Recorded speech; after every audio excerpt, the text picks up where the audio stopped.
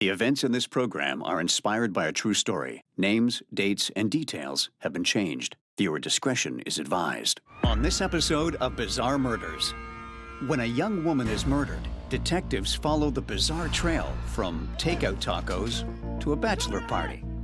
And just when they start to think the killer might get away with murder, they uncover the truth behind the vicious attack and find themselves smack dab in the middle of a Shakespearean tragedy. My love. And I am no longer a Capulet.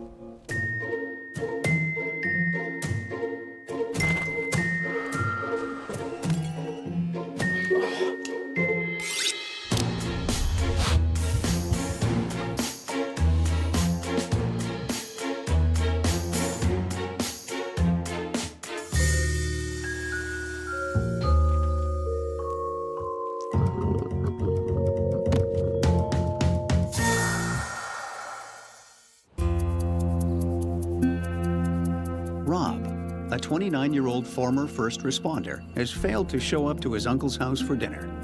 When he calls his cell, it goes straight to voicemail. Worried about his nephew, Mr. Simons drives over to the apartment and lets himself in with the spare key. Robbie! Robbie, you okay? Rob's apartment looks tidy, but his nephew is nowhere to be seen. When he looks in Rob's bedroom, he's horrified. He sees the body of a young woman prostrate on the bed, and on the front of her t-shirt, the words, "She's all yours," are scrawled in black marker. Can you send someone? When you've worked as many crime scenes as I have, you often see the killer leaving some kind of message. This one seems to suggest the suspect was leaving a note for another lover. Love triangles are one of the most common motives for murder. So the killer is essentially saying, I don't want her anymore, you can have her. But of course, they can't, for obvious reasons. When police arrive, they survey the scene. The young woman has been stabbed, her pants cut off, suggesting a sexual assault. A knife is on the bed, likely the murder weapon. At first glance, she's been stabbed several times in the back. Under the body, a cell phone, presumably the victim's. Detectives are looking for the murder weapon or weapons. These are the most obvious clues found at a crime scene that can lead to the killer. But just because there's weapons found near the body, it doesn't necessarily mean they were used in the crime. The victim is 21-year-old Lisa. Born to Italian immigrants, she's a kind and caring young woman who always looks out for her friends. And one of those friends is Rob. Lisa and Rob met at college. They became close when she offered to tutor him. So right now, this isn't looking so good for Rob. His close friend is found dead in his bed, and he is nowhere to be seen. Detectives are putting together the pieces of this puzzle, and it looks like Rob may have had some romantic feelings towards his friend. If those feelings were unrequited, bam, there's your motive. Mr. Simons tells detectives that Rob couldn't have committed this crime. He's been taking a break from his work as a first responder due to a work-related injury. According to Simons, he's been suffering with PTSD and was having nightmares. But the meds seem to be helping. He insists that Lisa and Rob were extremely close friends, more like brother and sister, and they had no romantic inclinations toward each other. In fact, Mr. Simons is concerned that Lisa's killer has kidnapped his nephew and that he is in imminent danger. In my experience, it's very common for relatives of criminals to deny their loved one did anything wrong. You'll often see daddy or auntie come swooping into their kid's defense when all the evidence points directly to their precious little Johnny. As detectives search the crime scene, they develop a different theory. They find no signs of a struggle in the apartment. If someone subdued Rob, they believe the young, strong first responder would have put up a fight. They also find his car and his passport missing. But what really seals Rob's fate are the text messages on Lisa's phone. They reveal a distressed Rob reaching out to Lisa in the early morning hours. more and more signs are pointing to Rob. He has a dead girl in his apartment, his passport and car are missing, and now messages on Lisa's phone show him inviting her over. It doesn't take a brain surgeon to figure out he's your prime suspect. You know how the saying goes, if it looks like a duck and it walks like a duck, it's a duck. Detectives dig deeper into Rob's life and learn some alarming details. Right before becoming a first responder, Rob was involved with a bad crowd. He was arrested along with his friends and charged with assault. He was eventually acquitted and exonerated of the crime, but detectives are still alarmed. Yeah. Just because you've been acquitted of a crime doesn't mean you didn't do it, and the cops know that. It just means the DA didn't have enough evidence to pin it on you. So this guy's suffering from PTSD, and he's previously been arrested for assault. And that is a dangerous cocktail. They need to find this ticking time bomb fast. They track Rob's movement through his finances and discover his bank card has been used 4 times at different ATMs across the city. The last withdrawal was an hour ago. That means Rob could still be in the city. Cash withdrawals and debit purchases leave a money trail that's easy for police to track. Criminals should know better, but hey, we're not talking about the top 1% of Harvard graduates, are we? It looks like Rob is feeling the pressure, and it's causing him to get a little sloppy. But when police obtain surveillance footage from the ATM, they get a shock. It's not Rob withdrawing money, but an unidentified white male wearing a baseball cap. This is a curveball the detective didn't see coming. They were expecting to see Rob, not some pimply teenager. So now they have to figure out who this kid is, how he fits in the picture, and most importantly, how they can track him down. As they search for their new suspect, the cops get a lucky break. Someone uses Rob's bank card to order Mexican food for delivery to their house. Of all the ways to get caught, ordering a few tacos is really a new one. I'll give him points for originality, I mean, at the very least. Investigators follow the tacos to a home in a quiet suburban neighborhood. The police gather outside the house. Police, open up! But when nobody answers, they break down the door. Freeze, clear! Police get a big surprise. Show me your hand! It's not Rob. It's the young man from the ATM machine. After all these years as an investigator, nothing surprises me. But this is a twist even I wasn't expecting. The challenge with this type of case is that you have to remain kind of nimble. You have to be able to refocus and figure out your next steps. And you got to do that fast because you've got a killer on the loose. The young man is 20-year-old Kevin, a freshman at the local community college. As the police search his house, the detective finds an important piece of evidence: Rob's bank card. How'd you get Rob's bank card? Listen, I don't know who Rob is, okay? I don't know anything about any of this. I have this family friend, right? And he told me, he showed me these documents and said you just gotta go around all these ATMs and take some cash out. Which friend? His name is Jack. Let me just grab one second. Jack told him he works for a bail bond agency. He's collecting some outstanding debt. Right there. That's him. That's Jack. He swears on his mother's life that he has no idea who Rob is. Jack, where can I find Jack? Beats me, man. I mean, you know. Instinct always plays a part in any investigation, and whenever you're interrogating a suspect, you use it to determine whether or not they are lying. So if this young kid is to be believed, and it looks like he is, it seems we've got some kind of trickster manipulating a naive teenager for financial gain. The question is, to what end?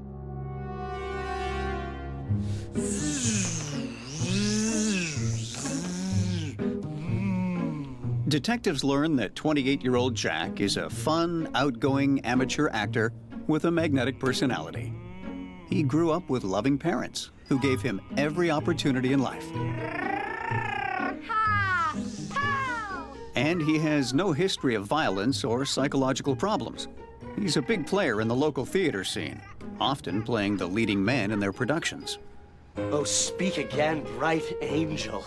For thou art as glorious to this night being o'er my head as is a winged messenger of heaven unto the white up. Jack is good at what he does, and he loves the limelight.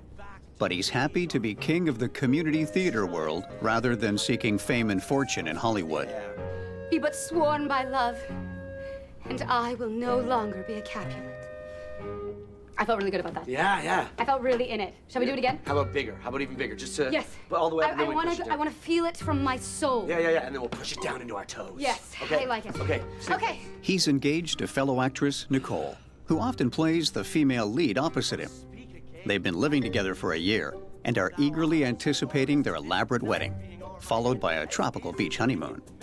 They're currently starring in a Shakespearean tragedy produced by the local theater company, My Way or Broadway. The wedding is scheduled 5 days after the close of the show. And I will no longer be a Capulet. Whose phone went off? Seriously, we're in rehearsal.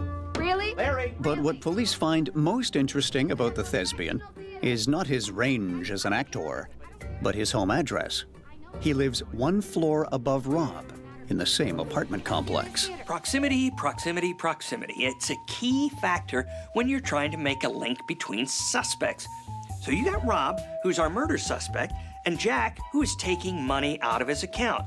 And they live next door to each other. Highly unlikely this is coincidence. I'm betting they're in cahoots. The question that needs to be answered is how and why. Detective Young contacts Jack and asks him to come down to the police station for a chat. He refuses, telling them he's attending his bachelor party. But the police wait for no man, especially when attending his own bachelor party. Have a seat, Jack. Jack is accused of helping Rob escape capture. What's up? Can you tell me about Rob? Rob. My buddy Rob. While Jack admits to knowing Rob, he claims he has no idea where he is. When the detectives threaten to throw him in jail, he sticks to his story. No. Look, this is not a joke. You can miss your wedding. I'm dead serious. I will lock you up. Is that the kind of game you want to play? Jack finally capitulates. Okay, man. Okay, I'll tell you everything I know, okay? Some investigators threaten suspects with a horror of jail or an arrest or something trivial like that. I used to like to threaten them with not being able to go to their kids' college graduation, their 5-year-old kid's college graduation. I was at the theater performing in my play, Romeo and Juliet, with my fiancée. And it was a fantastic night, actually. And we went home, went to bed. I woke up the next morning to this pounding on the door, okay?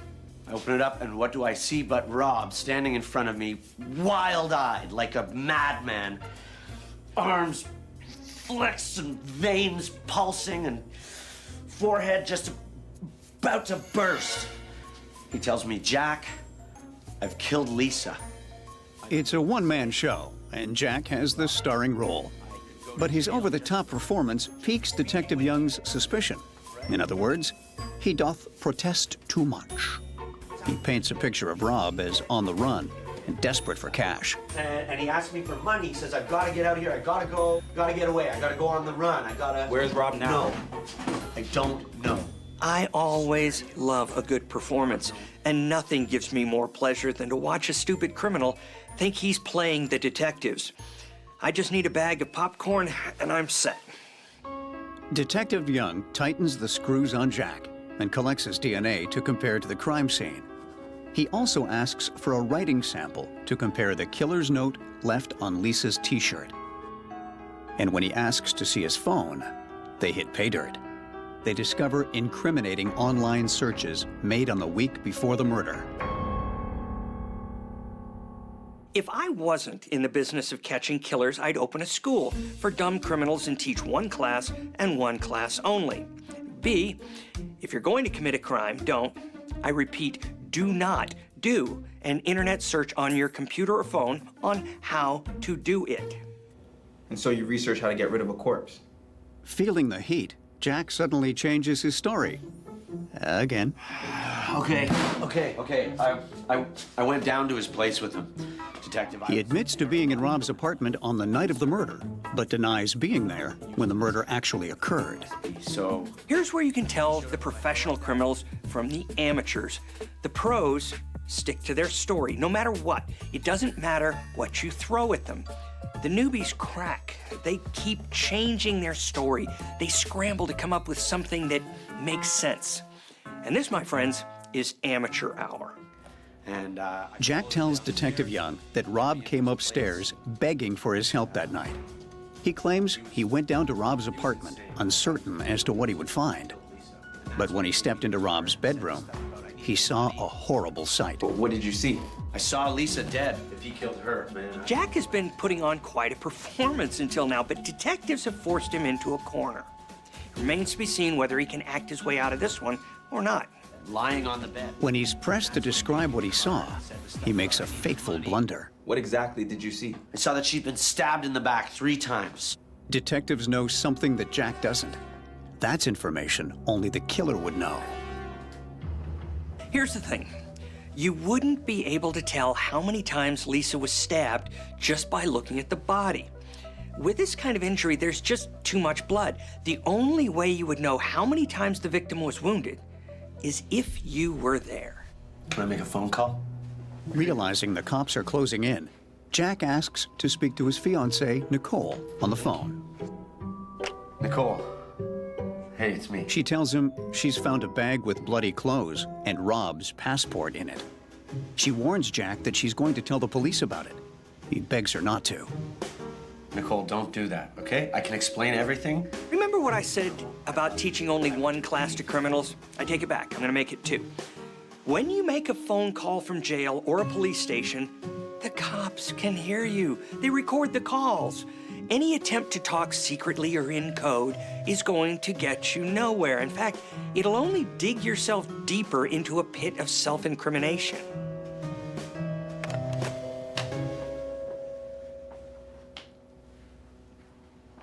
Okay, so I did it. I killed them both, okay?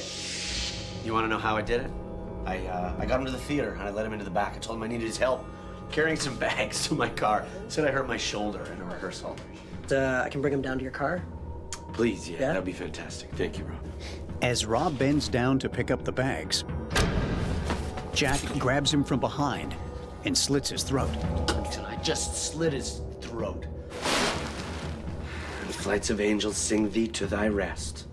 Then he waits for Rob to bleed out. He steals Rob's wallet, cell phone, and apartment keys. That night, Jack goes on with the show, putting on an incredible performance. After the show is over, he and Nicole go back to their apartment. Posing as Rob, he sends a text message to Rob's college friend, Lisa, who Jack had previously met.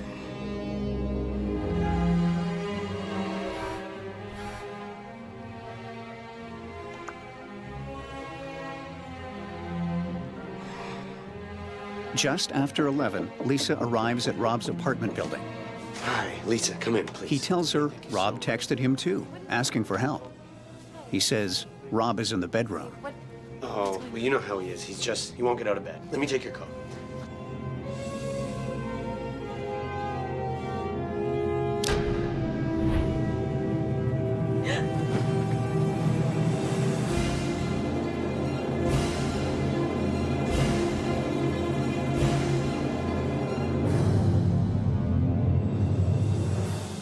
He's careful to wipe his prints from the knife.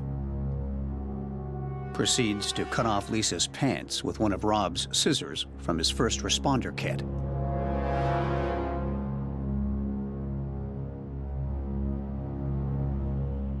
And writes, "She's all yours," on her t-shirt. Jack then steals Rob's car keys and passport. Despite the guy's penchant for overacting, he obviously did a good enough job to convince Lisa, who he'd only met a couple of times before, to walk into his trap.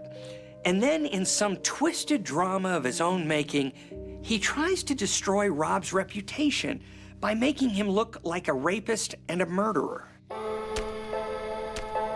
The next day, Jack returns to the theater and dismembers Rob's body. He takes his body parts to an abandoned industrial site, where he disposes of them in several steel drums. What he tells the police next is probably the most disturbing part of the story. It was seriously, dude. I was kind of laughing while I was doing it. It was weird, but it was kind of fun. It felt like I was in a movie, you know, like that scene. Yeah. If we didn't know it before, we know it now. There's a lot of words I can think of for somebody like this, but why don't we just stick to the professional one? Psychopath. Yeah, and I put all the bits in different steel drums. But why would a seemingly well-adjusted, well-loved, well-raised young man commit such a heinous crime? There's always gotta be a motive, even with self-absorbed psychopaths. This guy's been forthcoming so far, but that doesn't mean he's gonna give it all to the cops on a silver platter. And it doesn't mean it's gonna make sense. And I was having a pretty difficult time. Lost in the woods, you might say, yeah? And well, I have a bit of trouble with what people call truth, because really, who gets to decide what's true? Detective? Do you? Jack admits he's a pathological liar that has been in a downward spiral for 2 years. Yeah, it'd be like our premiere. engagement premiere, That's and pretty cool. so we could have our engagement photos outside. He has allowed his passion for theater to take up all his time and energy, and has moved from one low-paying, dead-end job to another. At the time of the murder, he's 2 months behind in his rent and facing eviction. As debts slowly close in on him, he starts worrying about how he's going to pay for his upcoming wedding and honeymoon. He starts borrowing money from friends, and when that avenue runs out, his money situation becomes even more desperate. Yeah. But- Should we can talk on the way? Sure. On the way. Oh, okay. Yeah. You see this a lot in my business. Desperation leads to stupidity. Once a criminal feels like the walls are closing in, they're probably not gonna make good decisions from there on out. It kind of takes the desperate times call for desperate measures idea just a little too far, you know? But Jack knows someone who has a lot of money, if only he can get his hands on it. Yeah, no, this is it's smart TV. Look, I'm on the internet right now. How cool is that? Yeah, so I could basically. Rob Simons had received $80,000 as a settlement after a work injury as a first responder. TV, you know? When Jack finds this out, he devises a way to make that money his own. $80,000 might seem like a small amount of money to kill for, but to Jack, this was enough to solve all of his money problems, avoid eviction, pay for his wedding, and pay for his honeymoon. From his skewed point of view, it was worth it. I just needed money. I just needed the money. Jack couldn't admit to his fiancée that he had no job, no money, and couldn't afford to marry her. Most people at this point would either get a job or postpone the wedding. Not Jack, though. He decides his best solution is to kill his neighbor. And then, this is where it gets even more crazy, he decides to also kill Lisa to cover his tracks. On the day Jack was supposed to marry his fiancée Nicole, he is charged with 2 counts of first-degree murder. At trial, he pleads not guilty, despite having previously confessed. But the jury are not convinced by his theatrics and find him guilty of murder. Jack is sentenced to life without parole, with no more roles to play except for that of a convicted felon. East and Juliet is the sun. Arise, fair sun, and kill the envious moon. Evil has many different faces. This one had 2. The popular and fun-loving actor and the selfish, cold-blooded killer. Jack cast himself in the role of double murderer and probably thought he could get away with it. But his penchant for performing was too great, and he acted himself into a corner his skills couldn't get him out of. This was a crime so bizarre that he committed 2 savage murders so he could have a beach honeymoon. He wrote himself a twisted tale to star in and left 2 innocent victims in the wings.